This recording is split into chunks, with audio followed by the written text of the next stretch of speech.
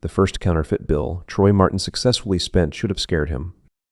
Instead, it energized him. For 3 days after that moment, at the convenience store, Troy replayed the scene in his mind over and over again. The cashier barely looked at the bill. Just another tired worker behind a counter at the end of a long shift. Just another transaction in a city full of transactions. That realization changed everything. Because once Troy understood how distracted the world really was, he began to see how easy it might be to slip through it unnoticed. Monday morning arrived the way Monday mornings always arrived in Columbus. Cold air pressed against the windows. A school bus groaned down the street. A neighbor scraped frost off his windshield. Inside the quiet kitchen, Troy poured coffee into the same old mug he had been using for years.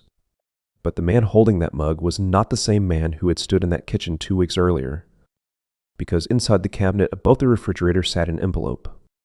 Inside that envelope sat the beginning of something dangerous.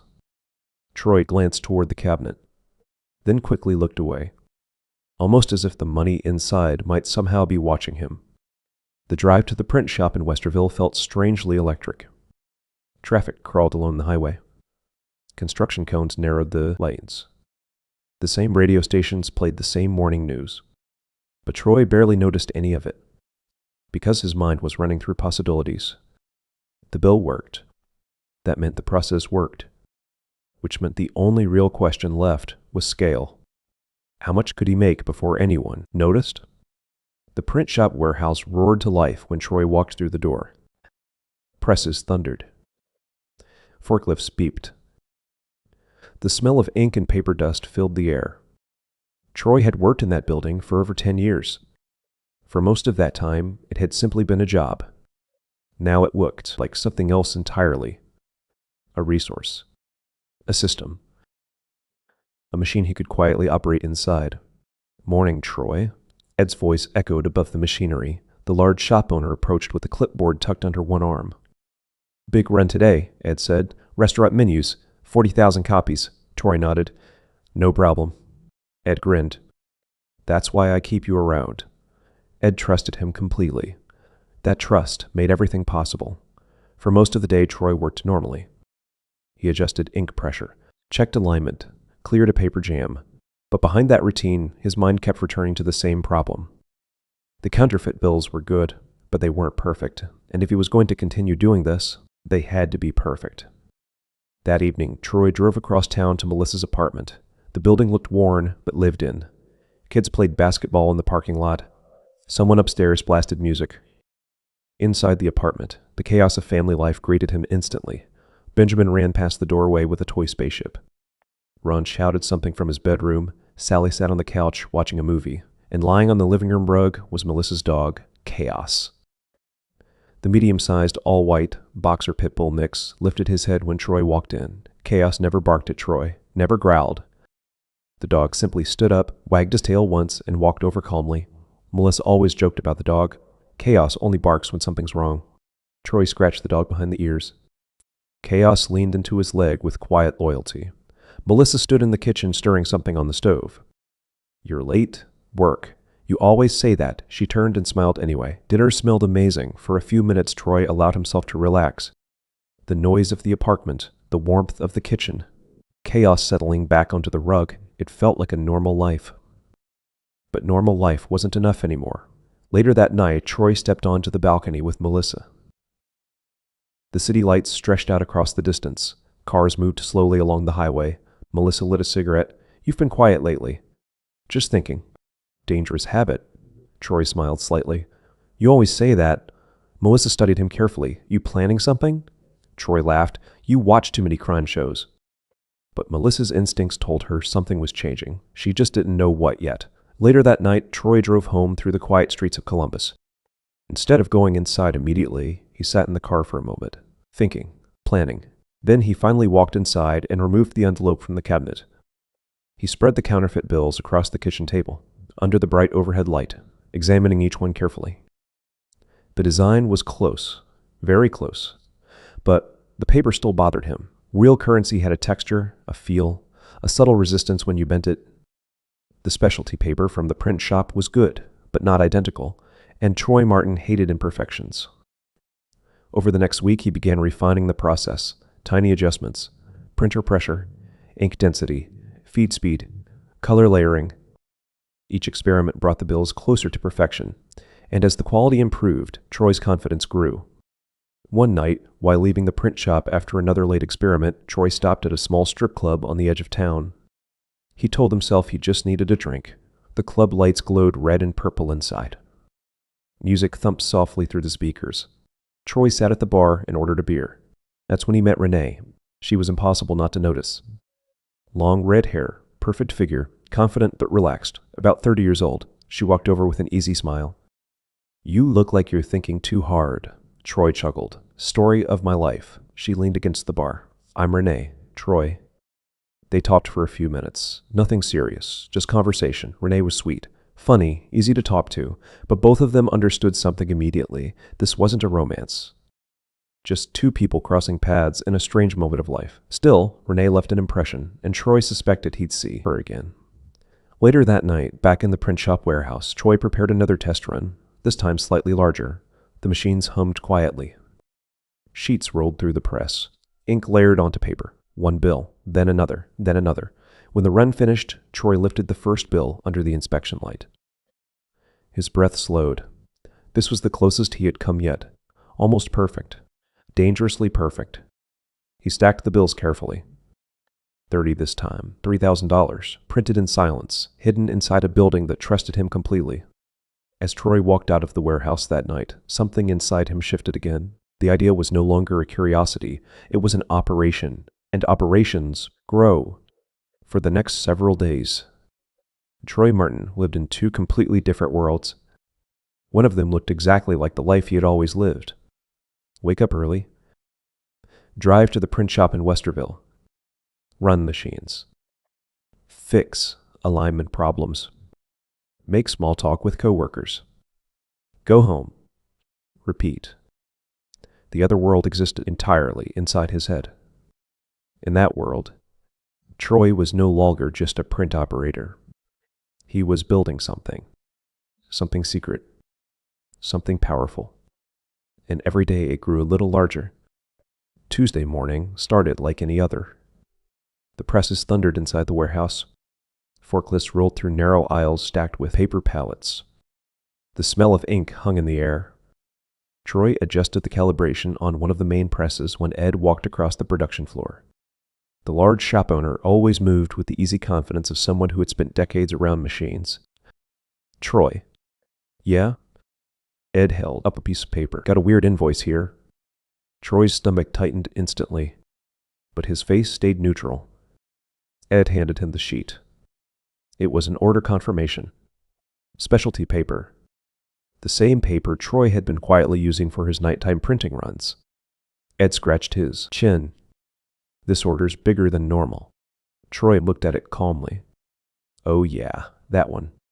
You remember it?" "Yeah," Troy said casually. "Client wanted to reprint on a job. Alignment problem." Ed frowned slightly. "Must have missed that. Happened on evening shift." Ed nodded slowly, then shrugged. "Well, good thing you caught it." He walked away. But Troy stood there for several seconds afterward. That had been close. Very close. For the first time since the idea started, Troy truly understood something important. The printing part wasn't the hardest part of this. The dangerous part was the trail. Invoices. Inventory. Paper usage. If those details didn't match up, someone would eventually notice. That night, Troy drove across the city again to Melissa's apartment. The building buzzed with life as always. Kids running through the parking lot, music from an upstairs window, the smell of someone grilling outside. Inside the apartment, Chaos lifted his head immediately when Troy walked in. The dog's ears twitched slightly, then his tail wagged. Chaos padded across the room and leaned against Troy's leg. Melissa laughed from the kitchen. "He likes you more than me. He just knows I bring snacks." Chaos wagged harder at that. Melissa stood at the kitchen counter, sorting through a stack of bills. Electric, internet, rent. Her shoulders slumped slightly. You ever notice how bills show up faster than money? She said. Every day. Melissa shook her head. I swear, if I could just get ahead a little. Her voice faded. Troy watched her quietly. Because he knew something she didn't. He could get ahead, way ahead. But telling her now would change everything. And he still wasn't ready for that. Later that night, Troy sat on the living room floor with Benjamin building Lego spaceships. Benjamin held up a tiny plastic model proudly. Millennium Falcon. Troy smiled. You like Star Wars? Benjamin nodded enthusiastically. Ron says the old movies are better. Troy chuckled. He's right. Sally rolled her eyes from the couch. Boys. But Troy noticed something. For the first time in years, he had the ability to buy anything. Legos, Star Wars collectibles, trading cards, guitars, whatever he wanted. The thought lingered, dangerously. Meanwhile, across town, Jason Martin sat in front of 3 computer monitors in his small home office. His moving company was doing fine, but Jason had something new he was excited about: video editing software.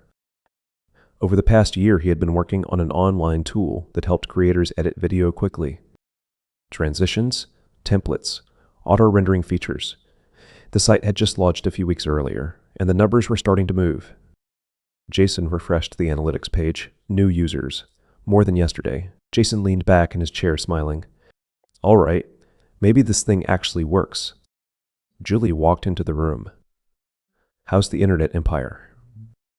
Jason grinned. Early days. But he knew something was starting. And if it kept growing, it might change his life. Later that night, Troy returned to the print shop. The warehouse was completely silent. Rows of machines stood like giant sleeping animals. He switched on only a single row of overhead lights. Too much light could attract attention through the windows. Troy moved slowly through the room, checking doors, checking the loading dock, making sure no one else was inside. Then he approached the printer he trusted most, the one whose calibration he knew better than anyone. He placed another stack of specialty paper beside the machine, then opened the newest version of his design file. This version was different. Sharper, cleaner, closer to the real thing. Troy adjusted the printer settings carefully, then pressed print. The machine hummed softly as the first sheet passed through. Ink pressed into the fibers. Colors layered perfectly. Troy watched the output tray. One bill, then another, then another. The stack slowly grew. When the run finished, he lifted the first bill under the inspection light. For a moment, he didn't breathe. This was it. Nearly perfect. The colors were right. The lines razor sharp. Even the feel of the paper was closer. Not exact, but close enough. Close enough that the average person would never question it. Troy stacked the finished bills together. 40 this time. $4,000. Printed quietly inside a building that trusted him completely. Across the warehouse, something moved suddenly. Troy froze. For one terrifying second, he thought someone had walked in. But then he realized it was just the ventilation system clicking on.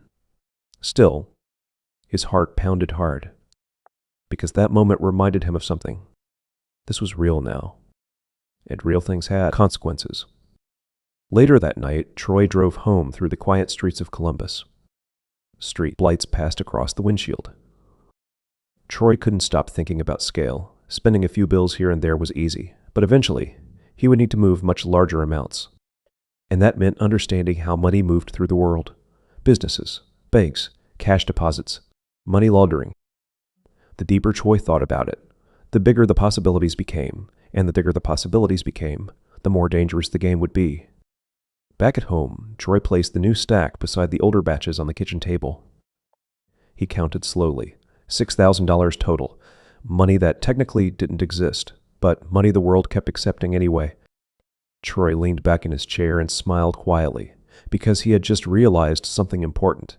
Printing the money was the easy part. The real challenge would be making sure nobody ever discovered where it came from.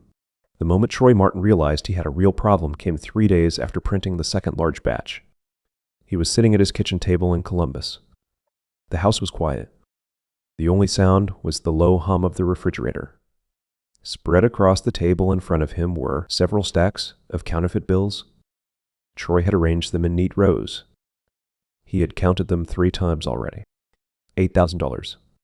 All of it printed in silence inside the warehouse in Westerville. And every single bill looked good enough to pass. That wasn't the problem. The problem was the speed. Troy leaned back in his chair and stared at the stacks. At the rate he was spending the money now, it would take months to move that much. Buying gas, groceries, random small purchases. Those transactions were safe, but they were slow. Too slow, because if he kept printing like this, the stacks would begin piling up faster than he could move them. And stacks of fake money sitting in a house was the last thing he needed. Chaos lifted his head from the rug near the kitchen doorway. The dog watched Troy carefully. Chaos had been staying with Troy that week while Melissa worked several late shifts. Melissa trusted the dog with her life. Chaos rarely barked. In fact, the dog almost never made a sound. But Melissa always said something about him that Troy remembered now. Chaos only barks when something is wrong. The dog looked at Troy calmly, almost like he knew Troy was thinking about something dangerous. Troy scratched behind the dog's ears. Chaos wagged his tail slowly, then rested his head back down. Troy stood and walked back to the table. He stacked the money into 2 envelopes, then hid them inside a cabinet. As he closed the cabinet door, the thought came back again. He needed help. The next afternoon, Troy met Jason for lunch. They were sitting at a diner just outside the city. The place smelled like coffee and fried food. Jason had his laptop open, beside his plate. "You should see this," Jason said. He turned the screen toward Troy. Charts and numbers filled the display. "New users?" Jason nodded. "My editing site." Troy studied the graph. The line was rising steadily. "That's good." "Yeah," Jason said, grinning. "Actually, it's really good." Jason leaned back. "Couple thousand users already. That fast?" Jason shrugged. "Turns out people love shortcuts when editing videos." He tapped the screen. "Templates, quick transitions, automated cuts. People eat it up." Troy nodded. Jason was onto something legitimate, something clean. For a moment, Troy felt a strange contrast. Jason was building something in the open. Troy was building something in the shadows. Jason looked up. "You're thinking again," Troy smirked. "You say that every time." "Because it's always true." Jason took a sip of coffee. "What's going on?" "Nothing." Jason stared at him for a second longer, then shrugged. "All right." But Jason knew his brother, and he could tell something was happening beneath the surface. After lunch, Troy drove across the city slowly, his mind turning over the same idea again and again. He needed buyers, not just places to spend the money, people who would buy the money, people who could move it faster than he could. That thought felt insane at first, but the more he thought about it, the more it made sense. There had to be people out there already doing something like this. People who moved cash, people who lived outside the normal system, and if he could find them, the operation could grow fast. But that created a new problem: trust. If Troy approached the wrong person, everything could collapse instantly. Police, robbery, exposure. He needed someone who lived in that world but wasn't reckless. Someone connected, but not stupid. The problem was, Troy didn't know many people like that. That night, Troy drove past several bars in Columbus. He wasn't looking for trouble. He was studying people, watching how money moved, watching who handled cash, watching who seemed comfortable operating outside the rules. He sat in one bar for almost an hour without speaking to anyone, just observing, listening, trying to understand the ecosystem. Because Troy had realized something important. Counterfeit money was not the business. Distribution was, and distribution required people. Later that night, Troy returned to the print shop again. The warehouse was silent. He turned on one row of lights. The machines sat motionless, waiting. Troy walked slowly across the floor, thinking about scale, thinking about partners, thinking about the moment someone else would become involved. Because once that happened, this would stop being a secret. It would become a network. He loaded another stack of paper into the printer. This time, he didn't hesitate. The machine came alive with a soft mechanical hum. Sheets rolled through the rollers.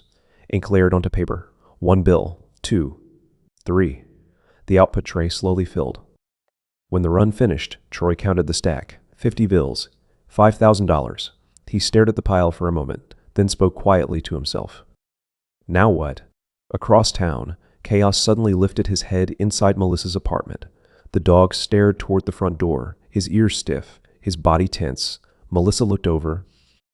What is it? Chaos stood slowly, still silent, still staring. Then the dog relaxed and laid back down. Melissa shook her head. You're weird sometimes. But if Chaos barked, she knew something was wrong. Back at the warehouse, Troy sealed the new stack inside an envelope, then sat down on a wooden crate near the printer. He had crossed a point of no return now. Because the operation was too large to stay small. The money was real enough. The process worked. Now he just needed the final piece. People who could move it. Troy stared across the dark warehouse and realized something. Sooner or later, he was going to have to trust someone. Troy Martin didn't sleep much that night. The envelope of counterfeit bills sat inside the kitchen cabinet. Chaos slept quietly on the living room rug. The dog's breathing was slow and steady. But Troy's mind refused to slow down, because one truth had become painfully obvious. Printing the money was no longer the hard part. Moving it was. At 3 a.m, Troy sat at the kitchen table with a notepad. He had written 2 words at the top of the page. Distribution. Underneath it, he began listing possibilities. Bars. Pawn shops. Drug dealers. Street-level cash businesses. Anywhere large amounts of money moved without much oversight. But each option carried risk. The wrong person could rob him. Or worse, the wrong person could talk. Troy stared at the list for several minutes, then added another word. Trust. That was the real problem. He needed someone who lived outside the normal system, but who also understood how to keep quiet. Chaos suddenly lifted his head. The dog looked toward the front door. Completely still. Troy noticed immediately. Chaos almost never reacted to anything.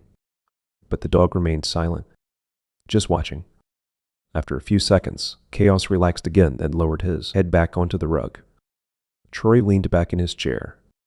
Melissa always said Chaos only barked when danger was close. The thought lingered longer than Troy expected, because, deep down, Troy knew danger was already inside his life. The next morning, the print shop in Westerville was unusually busy. 2 delivery trucks had arrived early. Workers moved pallets through the warehouse. The presses ran almost nonstop. Troy adjusted a paper feed on the largest press while watching everything around him carefully. Every person, every movement, every inventory. Check. Because the more the operation grew, the more careful he needed to become. Around noon, Ed walked over carrying a clipboard. Everything running smooth? Yeah. Ed nodded toward the paper storage area. Got another shipment coming in tomorrow. Troy forced himself to stay calm. All right. Ed studied him for a moment. You all right? Looked tired. Didn't sleep much. Ed chuckled. Welcome to adulthood.